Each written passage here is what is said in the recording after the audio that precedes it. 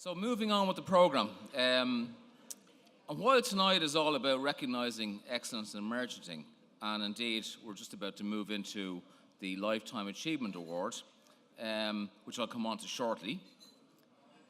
Before that, however, in a personal capacity, I put forward a request to recognise the long service and outstanding contribution from one of our own within Octabuild, and specifically within Wavan.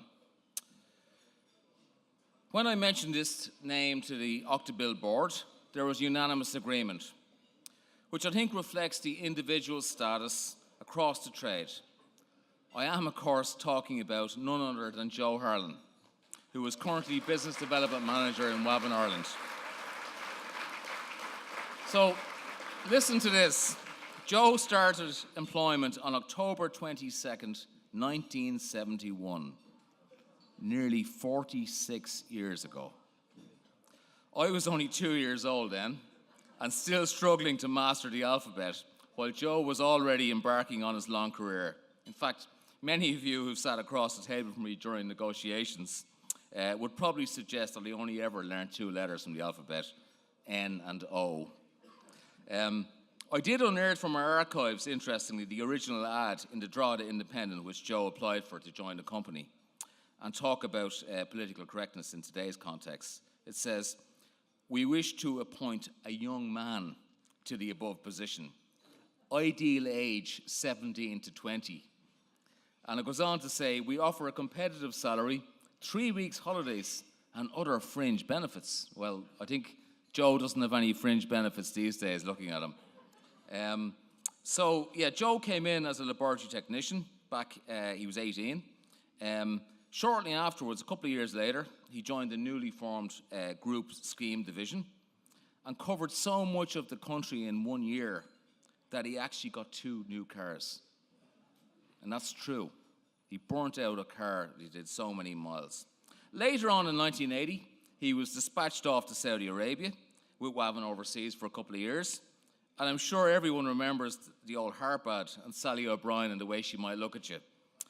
Joe, however, only had eyes for his wife Pat and their 2 daughters, Emma and Kira. Outside of Wavan, Joe was a keen GAA enthusiast and became an inter-county football referee. And after giving too many red cards, he became an assessor before finally retiring. It is a measure of the man that during a long period of treatment for a serious illness, that Joe did everything possible to continue to work to eventually to make a full recovery. So what has been the secret of Joe's success?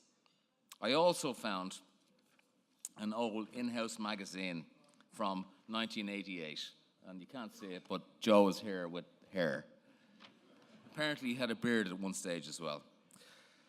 But anyway, it sheds some light on Joe's secret.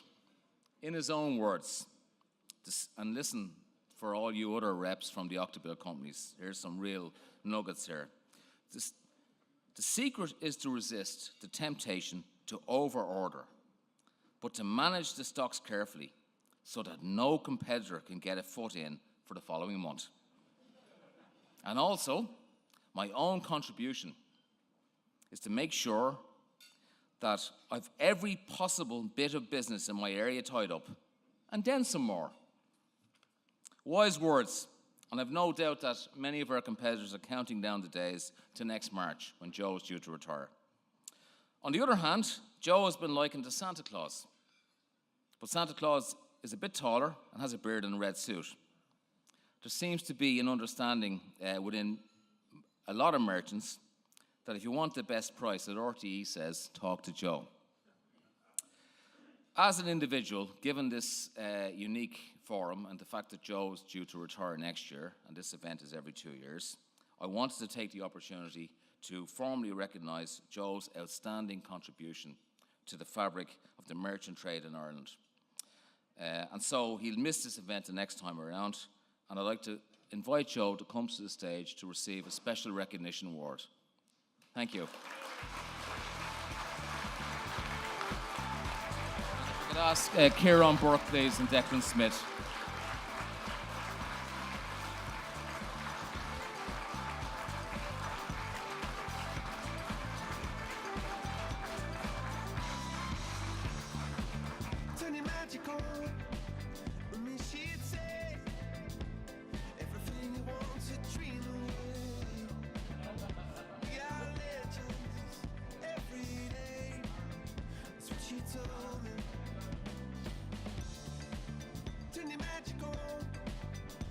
sheets